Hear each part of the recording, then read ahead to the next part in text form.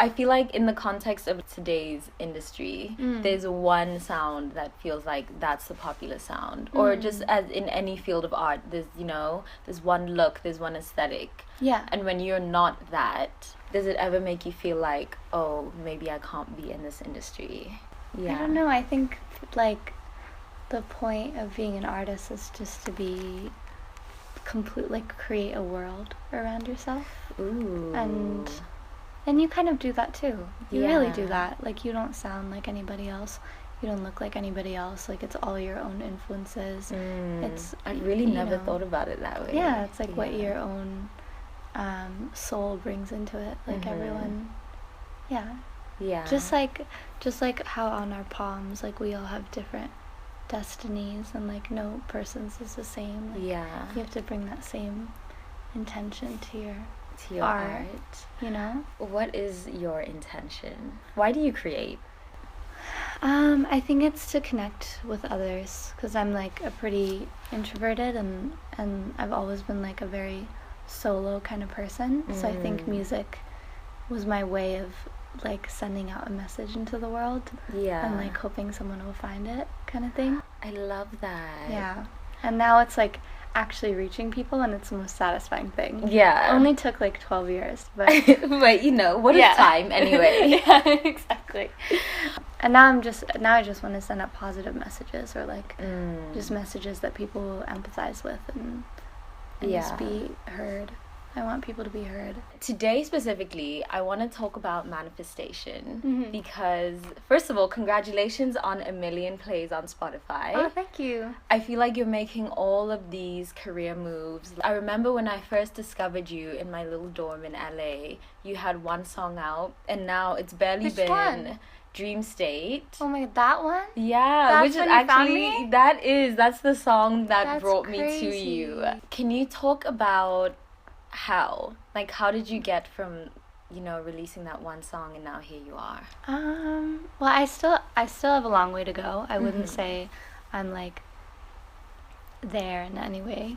But yeah, I am here, and I do have a larger listening, you know, platform, and a larger audience, which is awesome, and like more interest. And I think that just happened by having like a really specific dream since I was really young, and just really sticking to that, and like understanding better and better like what steps it takes to get there. Yeah. And also just working on myself, and maintaining a sense of strength, and like grounding and innate positivity, because I think that for me especially, like if I don't have that, then I'm not creating the best I can. So, how old were you when you decided, or when you realized that you want to sing? Like probably ever since I sang in my first performance, it was just like, this is it. Yeah. And I was really about it since I was 9 or 10. What is that feeling like when you're on stage and it's just you and the people and the music? I think it's just really like you kind of zone out and you forget everything else that's happening, and it's just a state of flow. Yeah. I don't know if you've read about that concept of yes. flow, but yeah. Do you want to elaborate on it? Like, what does flow feel like for you? Flow is like when I write a song in 20 minutes, or when I'm up performing on stage, or like when I have a great creative idea and like write it all down in an hour. Like that's flow to me, just being completely involved in the moment, and you're kind of in like have like tunnel vision, and like and you you're like lose sight. feeling, I don't know, like elevated in some way. Okay, personally, I really believe that how you know that you're on the right path is when you're doing what you love and you're in flow. So for you said you were on stage for the first time and you were really young, and you were like, this is what I have to do. Like, what was the step you took after that? So now you're like, I know I want to sing. Like, what did you do after that? Or what change happened? What most kids do, like they start to go into theater, they start to pick up instruments, they start to take singing lessons. Like, it was all of that. Like, just like a lot of learning. Like, my first years, maybe 12 years as a musician, I've just been learning and you know, looking to the greats. And so I just want to ask you about Everett, who's your producer. So he's also Bay. Do you think you Not many manifested people that? know that. Yeah? It's so funny how many people don't know that. I'm actually really fascinated by the work dynamics, you know, of like romantic relationships and people who work with their partners in that way. Is that something that you think you manifested? Is it something that you weren't even consciously like trying to make happen? I was trying to manifest finding the right artistic collaborator because I knew I needed a producer. I knew that, like, you know, logic and like building this whole soundscape in there wasn't my expertise at all. So I knew I needed that person. And it took a lot of trial and error. It took like almost 3 or 4 years of trial and error. And wow. Not liking what I was making and not liking who I was working with. Yeah. Not liking them as a person, but just like not being happy with the outcome. Yeah. And then the day I found his music, I like danced around the room and I was crying. Really? It brings tears to my eyes because I was just so elated, and I just knew. Just from the first like 30 seconds, I was like, grabbing my roommates. I was like, this is it. Like, I found him. Like, it's done. Oh, wow. Yeah, and I didn't even know that we would even have a relationship or like even work on something together. I was just like, this is it. Yeah. It was crazy.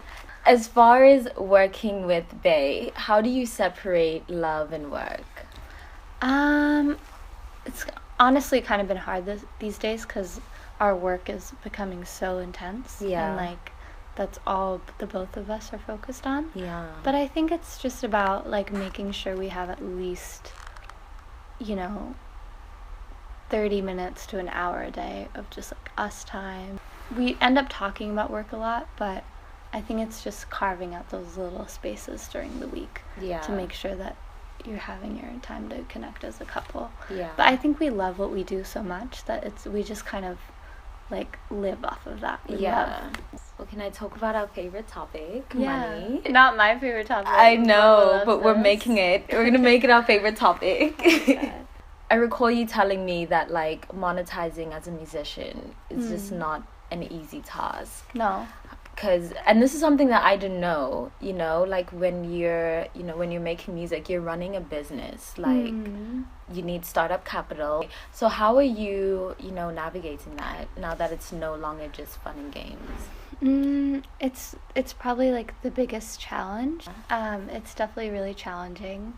I'm navigating it by staying really organized, but like also expanding my team and like kind of giving them more to do because I was totally indie before and like doing everything myself, and I really enjoyed that, but now it's just becoming where I can't focus on the music if I do that. Right. So it's about giving those kind of tasks to other people, and then just in terms of manifesting money, just like staying positive and like hoping it will flow to me in nice ways. And just like the thing with growing is that more people are down to help you out and like are down to help your vision come to life. And I think a lot of people don't know that. A lot of artists in whatever realm they're in really feel like they're in this by themselves. And definitely. I mean, we were just talking about manifesting money just the other day and then again today. What's your process for, like I need 20K, 10K, 5K. What's your process for like getting that to happen? I think like now I'm just at the point where is it like we go with the label or we like keep asking loans from like people we know or like friends or different investors or try to pair up with a company. It's like it's having those conversations with my management and figuring out what we need. It's just kind of I'm definitely like at a really weird transition point where I'm trying to figure it out. Do you recommend staying independent or getting signed? I would just be realistic because being a musician means putting a lot of money in, and a lot of the people that you do see who made it independent also had like a huge producer, like investor behind them who's down to put in 50 to 100K for them, without with whatever agreement they had worked out. Interesting.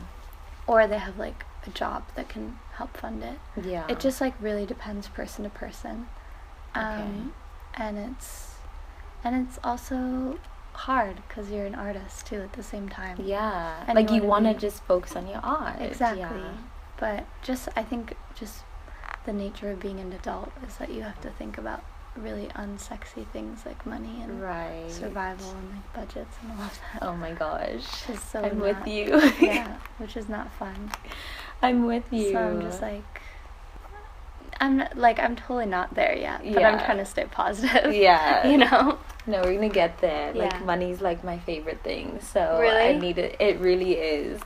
Well, just as far as like making it, I think I'm constantly like always thinking of ways to make money, or just like whenever I'm around, I'll see something and like even if it inspires me, that's really the next cool. reflex is like, oh, how could we monetize? I don't know. Wow, you're such a businesswoman in that way. I really, I mean, yo, oh 4 years of God. business school, 5 years of business school will definitely do that to you.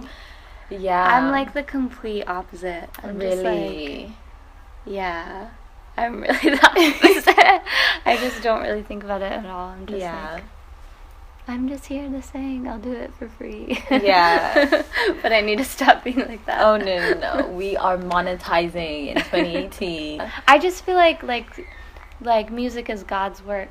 And like art is also, you know, a reflection of spirituality. Definitely. So that's what I think makes it hard for me, because I never want to taint that process either. Yeah. But you gotta eat. We do. And I think for me, for a long time also, I sort of also had that relationship with money until I sort of realized that it's actually an exchange of energies as well. Yeah, can you expand on that? Because we were having that conversation at dinner the other day. And it was like, definitely.